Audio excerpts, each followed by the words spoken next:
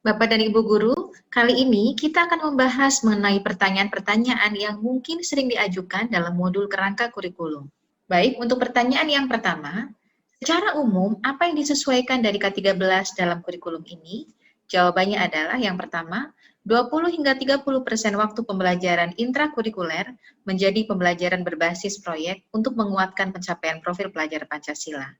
Dan proyek ini bisa dilakukan dari kolaborasi beberapa mata pelajaran dan satuan pendidikan memilih dan mengembangkan dari tema-tema yang ditetapkan oleh pemerintah.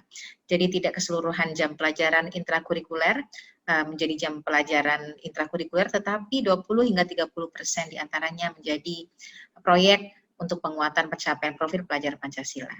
Berikutnya adalah yang disesuaikan, pengaturan jam pelajaran dari per minggu menjadi per tahun.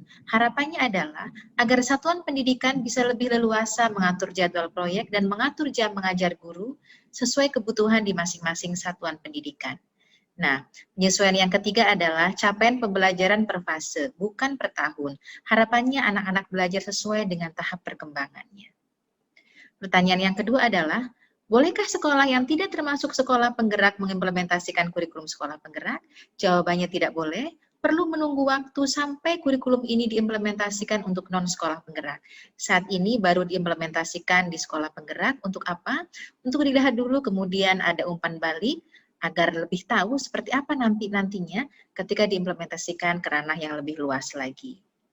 Pertanyaan yang ketiga adalah, adakah landasan hukum kurikulum sekolah penggerak? Jawabannya ada, yaitu keputusan Menteri tentang sekolah penggerak yang saat ini sedang dalam proses menunggu penyempurnaan dari komponen pembelajaran yang sedang dikerjakan. Pertanyaan berikutnya adalah, untuk jam mengajar setiap mapel yang diarahkan pemerintah melalui struktur kurikulum, apakah harus diikuti? Atau boleh berbeda sesuai dengan satuan pendidikan masing-masing? Jawabannya boleh, selama masih sesuai dengan jam pelajaran per tahun yang ditetapkan pemerintah.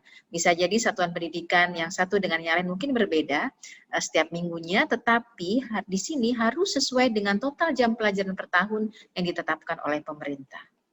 Pertanyaan berikutnya adalah, apakah profil pelajar Pancasila hanya berlaku untuk kurikulum sekolah penggerak dan SMK Pusat Keunggulan?